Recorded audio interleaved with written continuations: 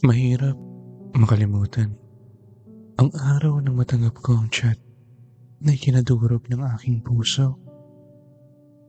Buwan ng Abril noon at kasagsagan ng matinding init. Tirik na tirik ang araw sa labas. Nakahiga ako sa duyan sa may lilim ng aming bakuran nang tumunog ang aking cellphone. Wala na siya. Ang basa ko sa message ni Tatay Daniel, ang tatay ng kaibigan kong si Randy. Ano po yun, Tay? Nireply ko sa kanya. Kahit na alam ko sa aking sarili kung anong kanyang ibig sabihin. Hinawakan ko ng mahigpit ang cellphone habang hinihintay ko ang reply. Nanikip ang aking dibdib. Pakiramdam ko'y nagsimulang magkalasa ng aking tadyang at inabando ng suporta ng aking paghinga. Ang kaibigan kong si Randy ay 2 linggo nang nakakonfine dahil sa matinding pananakit ng tiyan. Nagising na lang daw itong nagsisisigaw dahil sa pamimilipit sa sakit. Isinugo daw nila Tatay Daniel ito sa isang public hospital ng madaling araw. Pagtapos suriin, diniretso na daw sila agad ng doktor. Ang sabi ay wala na silang magagawa para magamot si Randy dahil malubha na daw yung sanhi ng sakit nito sa tiyan. Binigyan na siya ng doktor ng taning. Matagal na daw ang 1 buwan.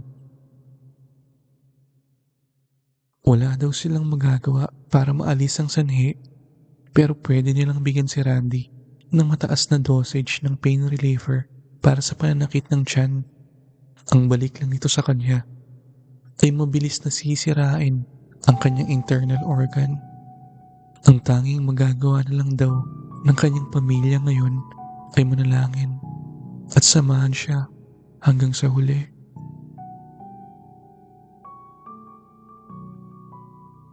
Si Randy, wala na.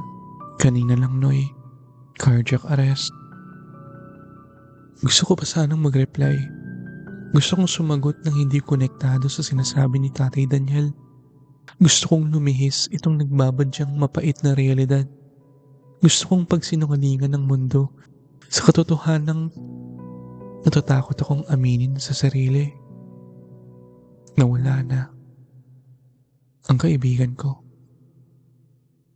Noong nakarang araw lang, nakita ko pa si Randy nung dumalaw ako sa ospital. Mukha naman siyang normal at paulit-ulit niyang sinasabi sa akin na malapit na siyang lumabas. Nakakapagbiro pa nga siya sa akin na kaya daw tumatagal siya sa ospital ay dahil nagkakagusto na daw sa kanya yung nurse at ayaw na siyang pauwiin. Pinakita niya sa akin ang malabong kuha ng isang babaeng nakatayo sa may bandang paanan ng kanyang hospital bed. Nakatingin ito sa kanya o palagay ko ganoon ang ginagawa dahil masyadong malabo yung parteng mukha nito. Kaya hindi ko masabi kung kaidaran lang namin ang nasa litrato. Puti din ang uniforming suot ng nurse pero kakaiba ito kaysa doon sa mga suot ng nakakasalubong ko sa ospital. Hindi ko nakitaan ng kahit anong senyales na may taning o may dinadamdam na sakit si Randy nung dinalaw ko siya sa ospital. Napag-usapan pa namin yung pupuntahan naming lugar malapit sa Tanay. Matagal na namin itong pinaplano simula nung mga high school pa lang kami. Pinangako niya sa akin doon siya magdedespedida kapag matuloy siyang lumipad papuntang Saudi sa susunod na taon. Set mo na. Ngumiti ito sa akin at umaapaw sa kasabikan yung kanyang mga matang nakatitig sa akin nang ako'y palabas na ng pinto ng kanyang kwarto. Ang hindi ko lang alam, sa likod ng mga ngiti, sa likod ng kanyang bibong patutsada, sa liksi ng kanyang kilos, lahat pala lang ito ay panakipbutas lang sa kanyang tunay na nararamdaman.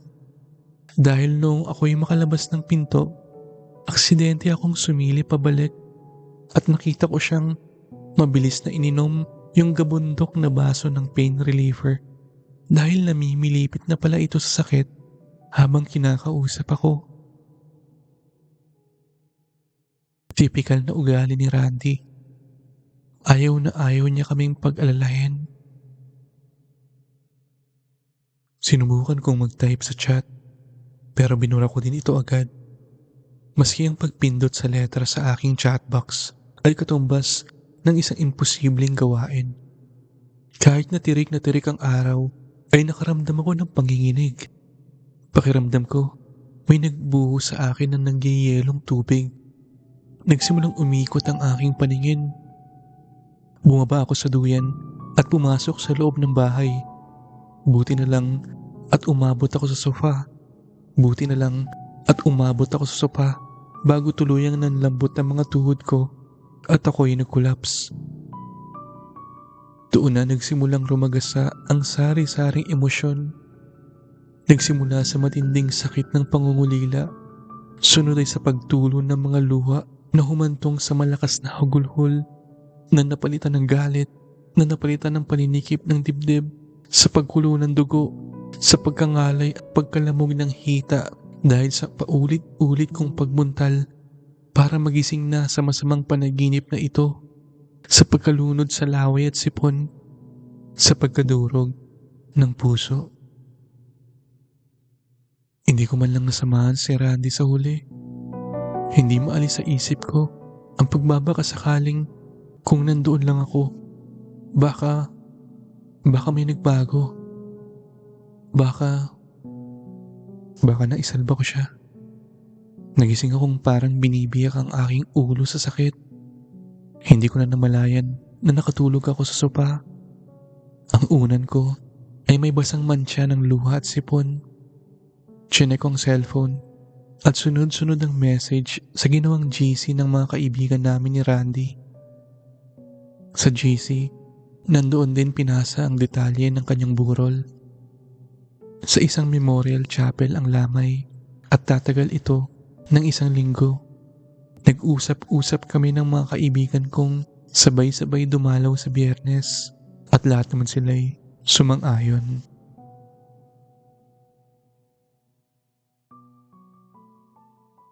Dumating ang araw ng Biyernes. Bandang 9:00 na akong nakarating sa Memorial Chapel dahil sa matinding traffic. Madali ko lang nahanap kung saan nakaburol si Randy dahil siya lang ang mag-isang nakaburol sa 2nd floor. Katapat ito ng kwartong salamin na may nakasulat na prayer room. Pagpasok ko sa pinto ng chapel ay nakita ko agad ang picture ni Randy na nakapatong sa kabaong. Nakangiti siya sa litrato at nakasuot ito ng blue long sleeves. Sa magkabilang dulo ng kabaong ay may puting bulaklak na nakalagay sa flower stand. Hindi ganoon katao sa chapel. Sa may bandang unahan ay nakaupo si Tatay Daniel. Sa kanyang balikat ay nakasandal ng ulo ng bunsong kapatid ni Randy. Sa may gilid, nakaupo sa hiwalay na hanay ang mga kaibigan namin. 4 lang sa mga ito ang naroon at abala sa pag-scroll sa kanilang cellphone. Sa may kaparehas na hanay na kinauupuan ni Tatay Daniel, sa may bandang gitna ay may nakaupong isang babae. Nakayuko siya at nakapikit na parang taimtim na nagdarasal. Nakadistansya siya, malayo kila Tatay Daniel at bakante lahat yung upuan na nakapalibot sa kanya. Pamilyar yung suot niya pero hindi ko matandaan kung saan ko ito nakita. Isa siguro sa mga kamag-anak nila. May nabanggit si Randy sa akin na tita niyang nagtatrabaho sa ospital dati. Baka siya yun. Lumapit ako kay Tatay Daniel at niyakap siya. Sa aking pagyakap, naramdaman ko ang pangayayat niya nang tinatapi ko ang kanyang likod. Kapansin-pansin rin ang pagkamugto ng mga mata ni tatay, pati na rin ang kapaguran sa kanyang tindig.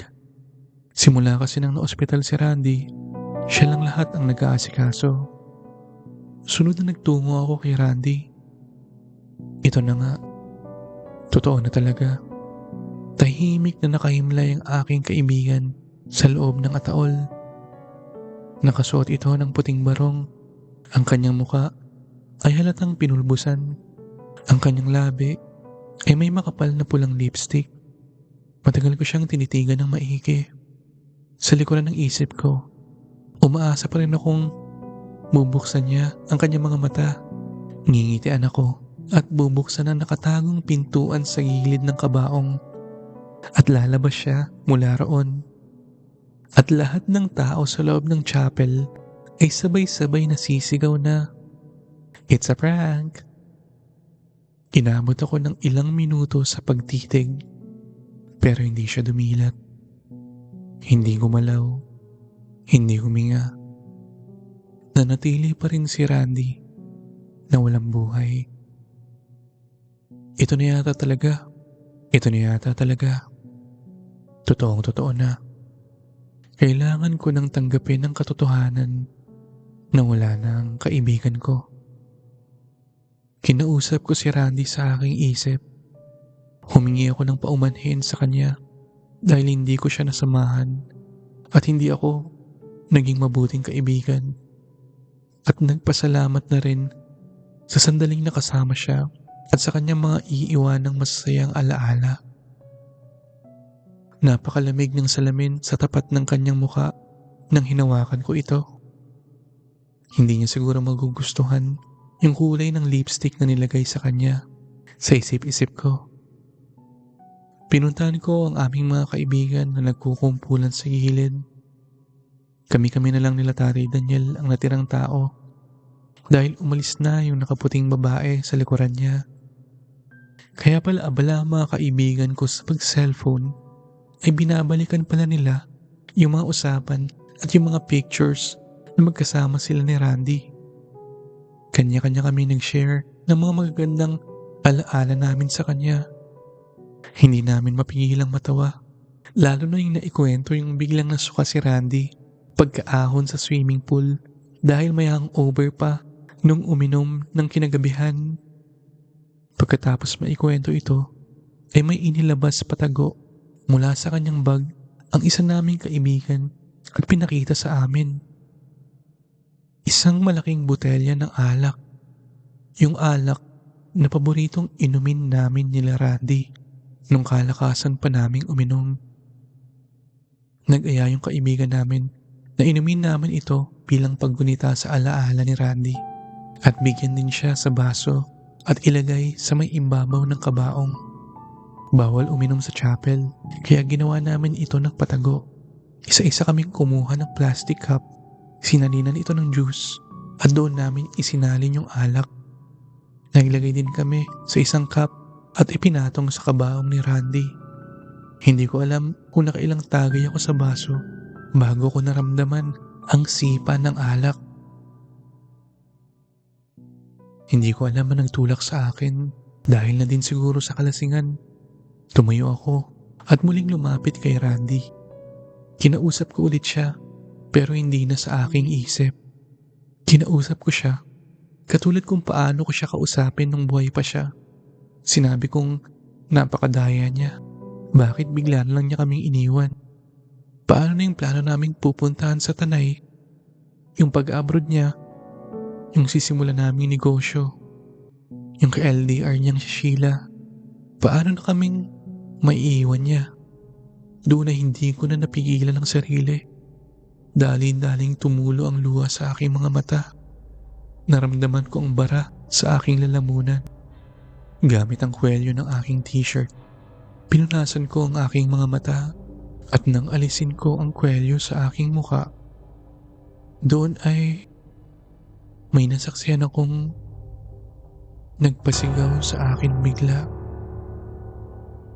Doon sa loob ng kabaong ay may mukhang nakatitig sa akin.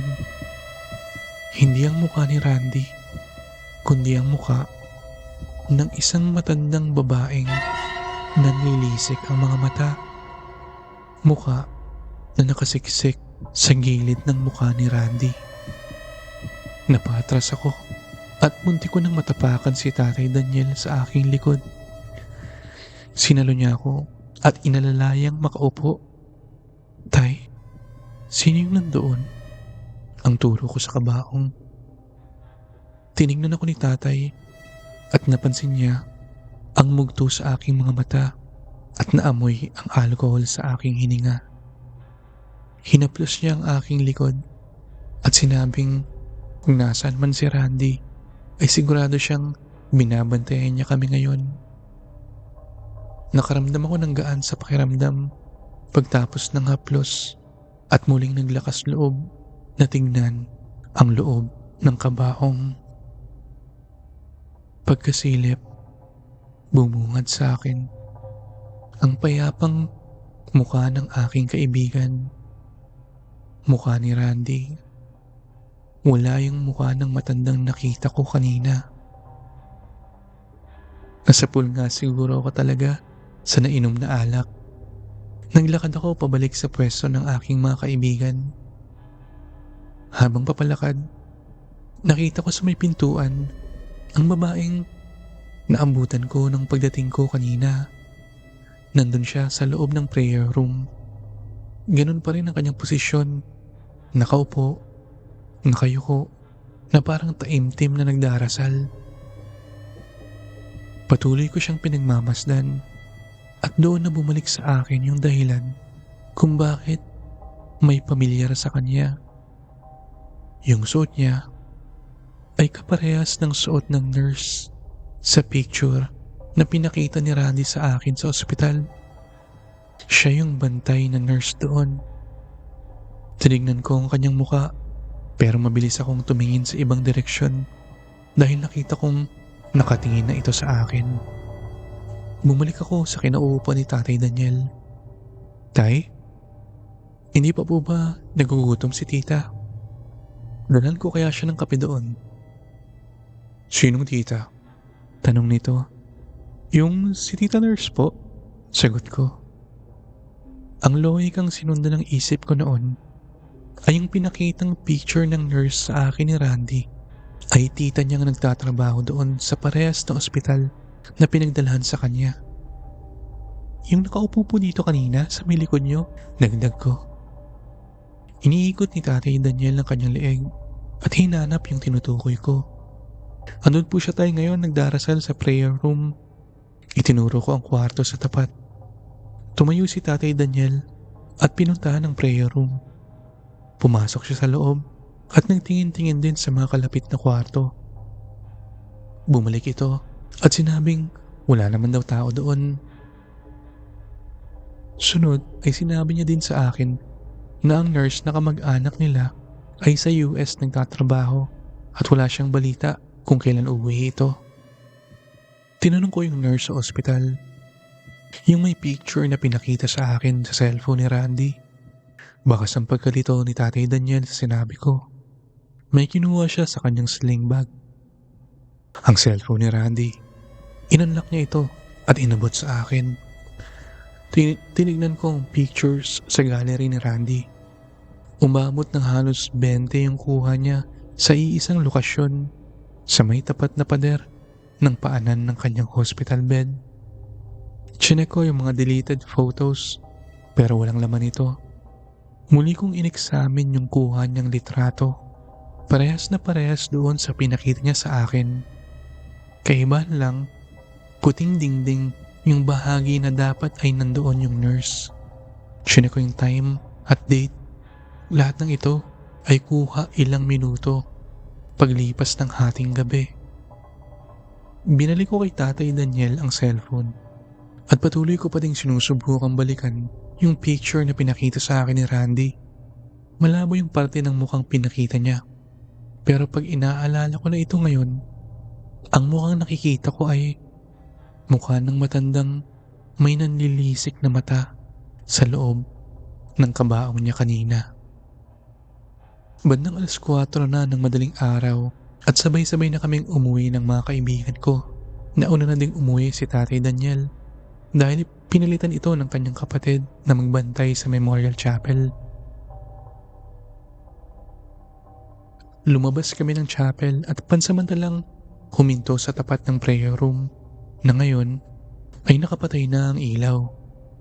Habang nag-uusap kami tungkol sa susunod na pagpunta sa huling lamay, hindi ko maiwasang mapatingin sa loob ng prayer room. Madilim ito sa loob, pero dahil maliwanag ang ilaw na nanggagaling sa chapel, ay nakikita ko ang refleksyon naming magkakaibigan.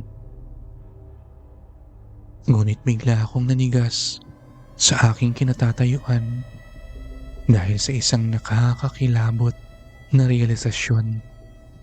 Naramdaman ko ang dahan-dahang pagtayo ng mga balahibo sa aking katawan. Dahil doon sa salamin, imbis na 5 kaming nakatayo, nang binilang ko ang ulo ng aming refleksyon, ay naging na itong 6. Walang tao sa aking likod, pero sa refleksyon ay may halos nakadikit sa likod ko at tutok na nanggagalaiting nakatingin sa akin. Yung muka ng matandang nasa loob ng kabaong ni Randy.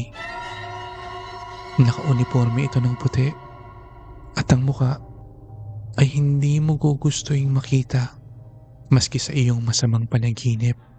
Nakakalito ang ekspresyon nito dahil magkasalungat ang pinakita nitong emosyon. Sa mata ay punong-puno ito ng galit at masamang intensyon, pero sa bibig ay may nakaplaster namang abot tengang ngiti. Ayaw nga akong pauwiin ng nurse. Nagsalita sa isip ko yung boses ni Randy.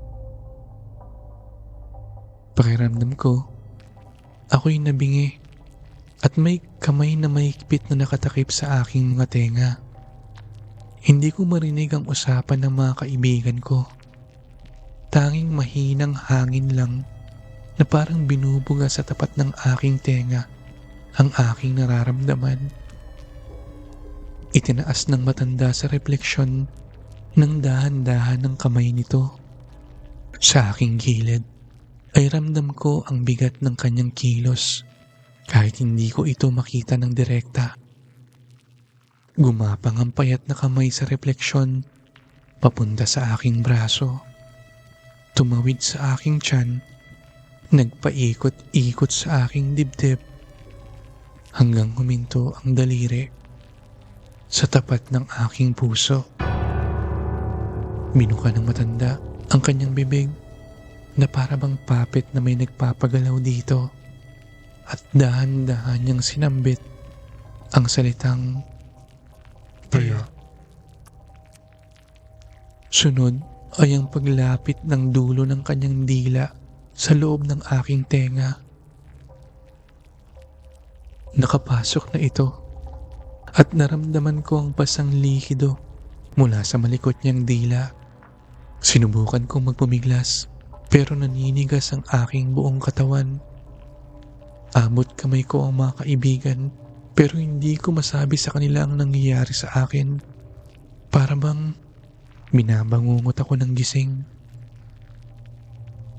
Pre, huy, saan sakay mo? Hinawakan ng isa kong kaibigan ng aking siko. Ayos ka lang? Para kang nakakita ng multo ha. Ha? Ano yun? Balik kong tanong sa kanya. Tumingin ako sa refleksyon, pero 5 na lang ang taong nandoon. Biglang naglaho yung matandang babaeng papalapit sa akin kanina. Nagdalawang isip akong sabihin sa mga kaibigan ko yung nakita kanina, pero nagdesisyon akong itikom na lang ang aking bibig dahil lahat sila ay parang nagmamadali ng umuwi.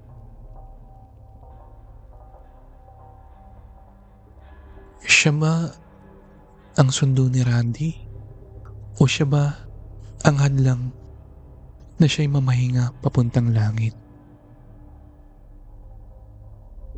Gulong-gulo na yung isip ko ngayon dahil sa tuwing umiinom ako ng alak sa may paanan ng aking higaan, lagi na siyang nakatayo. Nanlilisik ang mga mata, ngunit abot tenga ang ngiti. At papalapit na siya, nagpapalapit sa akin.